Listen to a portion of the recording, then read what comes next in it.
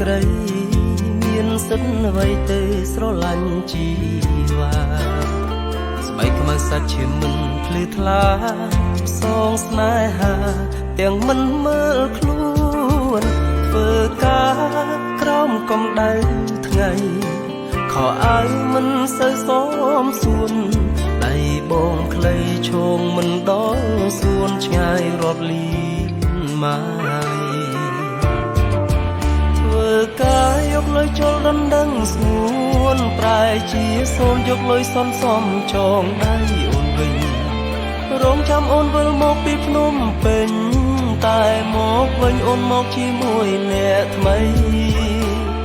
យល់គ្រប់យ៉ាងព្រោះតែយើងក្រក្រៃគ្មានមនុស្សស្រីណាមកត្រូវការយើងទេ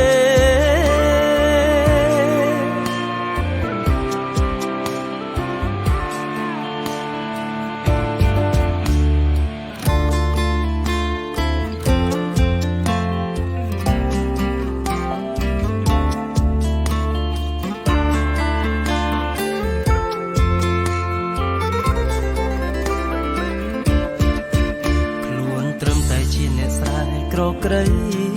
មានសិទ្ធអ្វីទៅស្រឡាញ់ជីវ៉ាស្បែកខ្មៅសាច់ជាមិនភ្លឺថ្លាផ្សងស្នេហាទាំងមិនមើលខ្លួនធ្វើការក្រោមកំដៅថ្ងៃខោអាវមិនសូវសមសួន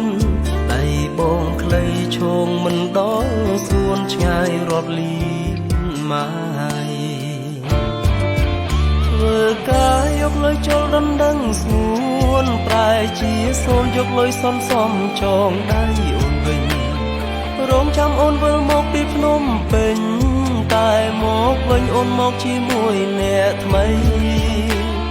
យល់គ្រប់យ៉ាងព្រោះតែយើងក្រក្រៃគ្មានមនុស្សស្រីណាមកត្រូវការយើងទេ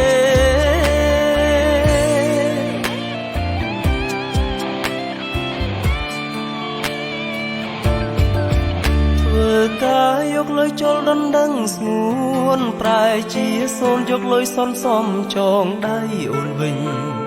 រងចាំអូនវិលមកពីភ្នំពេញតែមកវិញអូនមកជាមួយអ្នកថ្មីយល់គ្រប់យ៉ាងព្រោះតែយើងក្រក្រៃគ្មានមនុស្សស្រីណាមកត្រូវការយើងទេ